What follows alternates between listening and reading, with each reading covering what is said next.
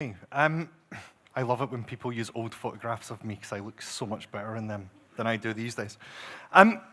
Okay, so are we really data-driven in growth? Okay, we talk a lot about the fact that we're using data to inform our decisions, but are we using data in the right way is what I'm going to talk about.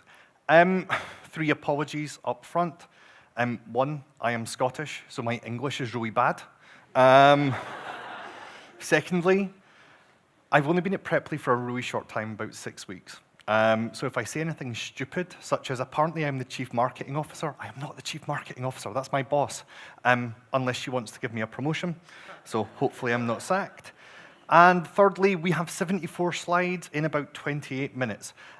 So some of this might go quite fast, okay? Right, the horrendous ego slide, because it is all about me, okay? I have been in digital marketing now for around about 20 years. I am a reformed spammer.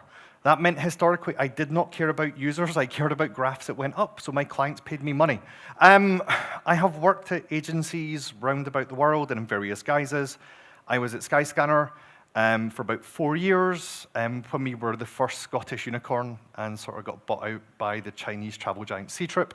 And I've now moved to work between Barcelona and Kiev at Preply on our marketplace, which does language education, okay? I've also worked in really scary places like Glasgow in Scotland, which always terrifies Americans for some reason. They have this terrible vision of Glasgow. It's absolutely beautiful. And I've worked in places like Dubai and various things. So today you're going to hear all about me, right? And I'm going to use myself as an example about where we are, okay? The world is now completely based on data.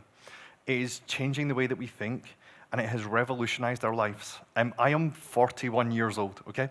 So when I was young, speaking like my dad, okay, this wasn't such a problem. If I wanted to meet one of my friends, I had to make an arrangement, turn up at a specified time and place, and be on time, or my friends would be angry because I could not communicate with them.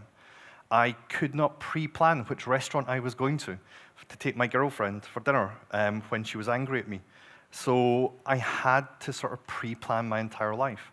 My planning cycle has now been condensed because of the ways that we're using data. It is also increasingly a dangerous thing inside many lives, as I will show you, okay? This has now led to an explosion, okay? And we're all here because of that data explosion. Startups are driven on the data that we can learn about our customers through qual and quant research that drives us forward. And as a result, we now see things like the lean startup being probably how 90% of startups are now operated upon, okay? Where we have this great idea and we build an MVP or a minimum lovable product, and then we measure how that echoes with consumers. We then learn from that by using the data about the behavior, and then we rebuild our product, and we constantly churn in this sort of way. And in around 2012, Andrew Chen was talking about growth hacking, and they're a hybrid of marketer, blah, blah, blah, blah, blah. Everybody's probably read this sort of thing. He's at Uber. Later on, you can boo when I put the Uber sign up, so you should be fine. I really don't like the term growth hacker, okay? I think it does us disservice. We are digital marketers who are focused upon long-term user value. As I say, I am a reformed spammer, okay? And this is now our startup culture, which is we talk about being T-shaped marketers, and we're constantly deepening and widening our information. We are now one of the #1 recruited roles in the world. By the way, it's really, really good when you go into salary negotiations telling your boss that piece. If you want to check out the bottom article, it will show you how much you could be paid, okay? The reason for that is that the outcomes for business can be absolutely massive, okay? We're talking about compounding growth over and over. The unfortunate thing is that we're now stuck in this sort of madness. We're analyzing everything. We're not sure what we should be counting. We know all the things we could be counting. And then you have these poor people who are just trying to track all the data. And our lives are now increasingly a mess as marketers. We're losing the focus on where we are. And instead of making the world better, we're now destroying it in many ways, okay? We've lost the user and lost the value inside of this. Where we generally start is how good is our data? Because our data informs our decision making. And we have things like Dilbert, where his boss sort of goes, is this data incorrect, okay? And then we all have that panic when we get asked that by our boss, because we all know that our data's wrong, okay? Our data is never perfect, but it's just as bad as it was yesterday, so why am I getting asked? That's probably because something's weird, and we go, yeah, it's as accurate as we can make it. And we sort of end up like Goku, and we sort of say that no data is actually worse than bad data, when in fact, bad data is actually quite a dangerous place to be. Like all marketers, I love a 2x2 diagram because it makes things really, really easy to explain. So, if we have low quality and high volume data, we are in the shit, okay? That is because we have lots of data and we don't trust it. And because we don't trust it, we don't action it effectively. We then find that when we have low volumes of high quality data, we're even more in the shit, okay? Because our data is really great, but we're scared to make decisions because we're not sure that there's actually enough to inform everything that we have to do. And then you've got the really, really nasty part down the bottom, where we're just terrified. We fall into inaction, and that's where we end up. And we all dream of this place at the top where we can be unicorn cats, and everything is going to be lovely. And that is kind of how our lives look in terms of data quality and in terms of the volume of data that we have. Mark Twain told us very early on that there are lies, damned lies, in statistics. And he was true, because the reality is significantly different from my really nasty 2x2 diagram, which is, as marketers, we make the best of the data we have available. We make the best decisions on this because we have to keep growing, and we have to drive forward. And we can't just tell our bosses that we won't make any decisions for 6 months while we fix the data problem, because it'll be another 6 months after that because everything takes longer than we expect. So we actually accept that our data is never perfect. The big thing that comes after the quality and quantity of our data that we're seeing is there are biases inherently inside the data that we're using, okay? This is my friend Ewan. He lives in Glasgow. He is at Skyscanner for about another 2 weeks, I think. He's a real data scientist, okay? I am not a data scientist. I am data-enabled, is probably a best way. Ewan came to my desk one day after I wrote a Jira card saying that something was broken and telling me that I just could not look at the shapes of graphs to make decisions. Just because it's going down does not mean it's going down. And I told him that I could. This is literally a conversation, by the way, held at a desk. I could probably draw it on a map for you. And he says, no, you can't. And because we're belligerent Scotsmen, I say, yes, I can. And I actually will. And Ewan then takes the time out of his really busy day to try and educate me to be better. I was making graphs that were probably like this, okay?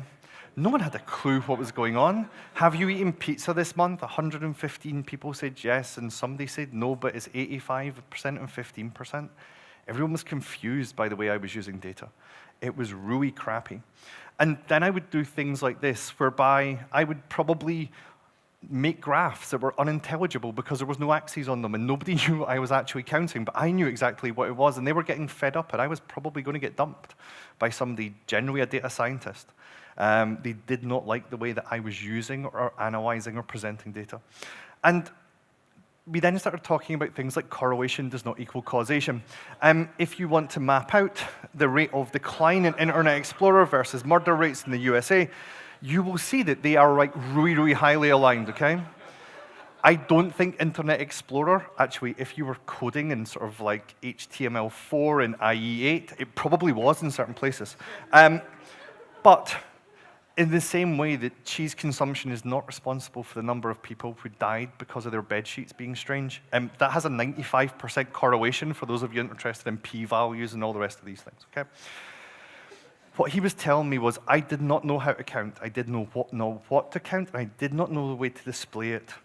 And my friend Ewan wasn't my friend at that time, okay?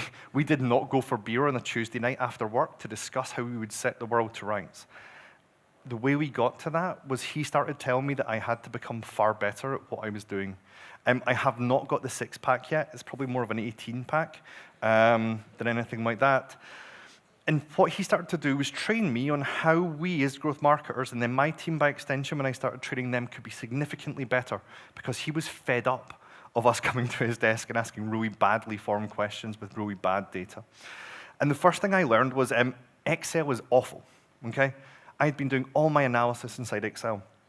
And when I started doing real analysis, I get wonderful messages like this, which is Excel was crashing because you were asking it to take in too much data.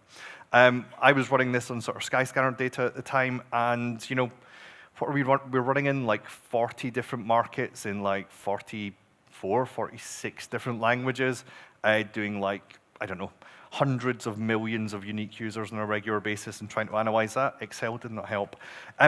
So what I had to do was actually go back and learn to code, okay? I had to upskill myself to become like the engineers. And we're really lucky in the world that we have today because there's so many free things to get us started, okay? These are just two examples. The data camp one is like fantastic. If you're willing to spend a couple of hours just over a weekend playing about with Python, it will get you started, and you can come in and show your boss really, really cool stuff, by the way, at the end of it. You can find really good stuff. If you want vaguely interesting short snippets on how to do this stuff, that's my mate, Nick. He's got a really strange haircut today. He was wearing a snood in London, which I don't understand because it was like quite warm today. But there are the sort of things that will start enabling us to sort of like power up and become better at our jobs all the time. So I'm going to tell you another story, okay? This is my friend Alana. Earlier on, it said my friend Alana is amazing at spending money rather than investing, and I thought I better change that. Alana was like one of my friends, and she specializes in paid growth, okay? Alana comes to my desk one day, and these are true stories, by the way, I'm not making these up. Michael, we should invest in buying our brand traffic from search engines. You can tell I was a lot younger, although my shirt does actually look pretty much the same. Inside of this, I should probably buy some new clothes. That was basically my response. I thought it was better not to swear in letters on the screen. But that was basically my response, okay? My brand traffic is my best traffic. I don't want to give that away to somebody just so they can spend their money. And she comes back in her lovely, lilting New York accent, tell me that there is research from around the internet, and that Google has given us research on why we should spend money. Yeah, because Google really cares about how we spend our money. I'm Scottish, by the way. My arms are very short, and my pockets are really sort of deep to keep my hands away from spending money, which is probably why I do SEO. But I just could not understand why we would actually want to spend money on traffic we already have. Why is this valuable to us? And I get this wonderful thing of let's do an experiment, okay? At this time, I'd just worked out how to start counting on graphs and how to draw axes and various things and worked out what correlations were. And basically for 3 months, this was Lana and I inside the office. We were punching it out on a weekly basis. We were going through the data. We actually had to get a data scientist to sit in the middle of us to arbitrate between our discussions because we were not being very nice to each other in the way we were. And I learned some really cool things like Bayesian structural time series modeling, because as marketers, we love using big words we don't really understand. Basically, you throw 2 sets of data in this through a spreadsheet, and if the graph goes up, it's good, and if it goes down, it's been bad, okay? That's literally what you do, okay? There is a lot more science behind that. There is a GitHub link at the bottom if you want to go and have a look at the code, but in simple terms, that's kind of what you're doing. And we found it went like this, right? My organic traffic decreased. Funnily enough, she stole my traffic. Paid traffic went up. Who would have thought it? The interesting thing was that when we did the analysis, we actually found it added value to our brand. We drove incremental sales and we drove incremental value by doing this, right?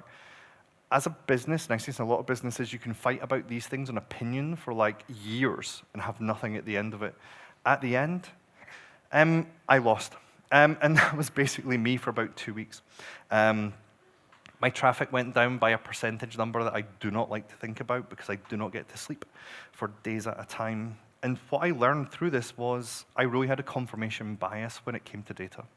Because we all do, right? We look for the data that tells us we're correct in advance, and we want to ignore the stuff that tells us that we're wrong, and we make really strange decisions. There's a really interesting article on jamesclear.com, which I've linked to from the bottom, if you're interested in seeing more about that. But what we actually found was, really, even if I have the data, I don't know how to use it. I need help, I need support, I need to ask people to help me make informed judgments on where we're going. And I am terrified like a cat in front of some data scientists. They show me some really, really cool and clever things about where we're trying to get to. So what does that actually mean for us going forward? The data isn't actually everything. The qualitative and quantitative data are equally important because where we are in the world as marketers is we're losing this ability to have empathy with our users. okay? We're moving into a world where it is actually growth at all costs, whereas what it should actually be is growth for the real reasons that we actually set out to do these things, the missions and visions by which we actually start startups, not the reasons that we drive graphs up and to the right-hand side, okay? So I went to Google because, as I said, I'm Scottish and my English is bad, and I asked it to define what empathy actually meant. And it tells me it's the ability to share someone else's feelings or experiences by imagining what it would be like to be in that person's situation. We shouldn't be doing these growth hacking things about trying to spam users into our flows. We shouldn't be trying to artificially increase bits and pieces. That looks cool. Okay, what we should instead be doing is actually focusing on how do we deliver highly positive experiences that give us emotional connections with our audiences.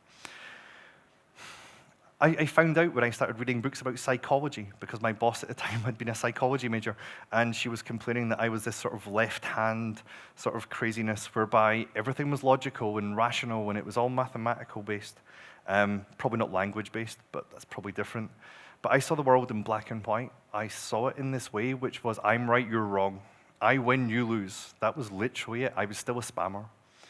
The only way that I could become better at actually doing growth, rather than just cheating our users, was to start thinking about the other bits and pieces in my world. Funnily enough, I studied classical piano as my first degree at university. I couldn't get a job, so I ended up doing politics, and then I did computing. So you can probably see I traversed maybe too far to one side of this graph, but I had to start finding these creative solutions to problems and the colors in our lives and how we do our emotions. At the center of all the work that we do with data is the sort of things that David was talking about earlier on. It's the why questions. Why are things actually happening in our world? Very often we start with the what questions and then go back in. Instead, we have to start with why and then work our way back out. And you can find processes for all these things. The internet's great, okay, for just stealing stuff. Okay, sorry. Leveraging alternative processes and learning things that you did not understand. The internet is not for stealing stuff. That's the Pirate Bay where you go to for that stuff. And what we then start seeing is that these build, measure, learn sort of methodologies are being built into everything. Not just about how we count in terms of individuals, but how we actually drive things forward to make ourselves better at understanding human beings. I'm going to apologize to the brands I am about to show because they haven't done things in a very good way. Okay, this is On This Day, which was a feature released by Facebook. Facebook are not my favorite company. If I was to ask about empathy, I wouldn't say they were empathetic as a brand. This feature was actually one I quite liked when it came out. And it would tell you that a year ago, this thing had happened in your life. I think it's now called Memories. And it would say, hey, you met your girlfriend 1 year ago today. Isn't that really nice? It would say that, hey, you were on holiday with your son and you were sitting on a beach in Vietnam, which was the version that I got. And unfortunately, what they were also doing wasn't cutting out the negative parts of our life. They weren't giving us positive reinforcements. There were some really sad stories about people who were waking up and being told that their ex-wife, this was when you were getting together 5 years ago with your ex-wife, right? That's not really something you want to be reminded of on a daily basis. Or people who had lost loved ones who were sort of like coming in and logging into Facebook and being said that a year ago today, you and this person who died had actually sort of like joined together to be friends on Facebook. That was not empathetic. What was actually happening was somebody had looked at the data and said, this is a great idea. They had forgotten that by joining these events together, there was a significant potential for harm for their users. And that's really bad, okay? The next bit is that we've increasingly lost the trust of our users. Our ability to sort of protect user data is truly tragic in some cases. This was just asking Google for like who had the data breached in 2018. British Airways, 380,000 people had their email addresses, credit cards, home details, and passport numbers stolen. Orbit's lost pretty much the same sort of stuff, okay? This is a massive risk to the future of the internet because if consumers cannot trust us to do the right things by their data, they will find alternative ways, okay? This is really, really dangerous for the future of where we are as marketers. And that's why it's hyper important that we start developing empathy. I was going to use one of my other friends for this bit, and I was like, everyone will be bored. So can machines have empathy? Was where I ended up going instead. The Terminator has no feelings. It does not care. But can we actually find ways of making machines to empathize with human beings and understand? Because tech brands are increasingly AI brands, okay? You get to boo at Uber. 1, 2, 3, boo. God, you guys must be tired and in need of whiskey today. Okay. Oh, you can boo at Facebook. Yeah. 1, 2, 3. Yes. Okay, well done. There was somebody from Google speaking earlier on, so we should probably leave them alone in that way, okay? But these are brands who are taking data and manipulating that data back to us in a personalized way to try and inform our decision-making preferences. And that's where tech is going, okay? There was a really interesting story in February in the UK that 40% of startups who claimed to be doing AI weren't even doing AI. All they were doing was collecting data on the basis of getting funding, so at some point in the future, they could take that money and then make an AI. It was just a complete sham. It's a massive article there. If you want to read, it's about 16 pages telling you why people are lying about AI in the modern world. The problem with AI and any sort of machine system is they cannot always be spammed. It's one of my favorites from Google history, which is in America, George W. Bush was president at the time, so it's quite a while back, but still one of my favorites. And everyone worked out that if you put words inside links and pointed them to a page, you could make that page rank for something. So lots of people pointed links to George W. Bush's page on the United States of America website and said that he was a failure. And magically, within about 6 weeks, George W. Bush starts to rank for failure. Eventually, he ends up #1, by the way. And then they got somebody else on the Republicans started then firing links at somebody else. I think it was Michael Moore, and he started appearing in #2. And you have Michael Moore and George W. Bush fighting it out, right, for #1 and #2 spot for the word failure. It was absolutely beautiful if you were an SEO. Google then changed their algorithm to say we're not allowed to overload anchor text anymore because it leads to things like this. But every machine has a tolerance and every machine has gaps. And human beings are really, really adept at finding these gaps. The problem is that the fundamental data that we're often using contains a bias. This is an example from Google Translate from a while ago. Turkish, apparently, right, I do not speak Turkish, so you're going to have to bear with me here and take what I say as fact. If somebody does speak Turkish, don't tell me I'm wrong until after I'm off the stage. The top version is actually gender neutral, okay? And what Google Translate was doing was automatically assigning a gender to this and saying he. But in fact, the real answer that they went away and fixed was it can actually mean that she is a doctor or he is a doctor based upon context, okay? The tech system actually had a training set where it did not understand that you could have gender-neutral words inside of this and gender-neutral expressions. So it became sexist, okay? We built a sexist AI at Google Translate, apparently, which isn't a lovely place to be. Those are the things we should be fighting against as good, rational human beings, not the things we should be indoctrinating. But they went away, they built a new training set, and they started giving it new information, and it started to make better decisions at the end, okay? But this was after the fact. The same at Facebook when they fixed their memory system. But where we are as marketers is that our data and our use of data is now changing society. We're now actually seeing the outcomes of this data manipulation at massive scale, changing how we see ourselves, how we see our friends, and everything else. I had a look on Instagram today, which I hadn't been on for a while, and everybody looks really happy on Instagram, okay? The version of the world from the same people that I get in sort of like text messaging is completely different. They all seem thoroughly miserable, but the version of the world on Instagram, if that was my training set, would be completely different. I would think this was a wonderful life and everybody was joyous. So the data that we have may actually be shaping our society, and we as marketers have to be responsible.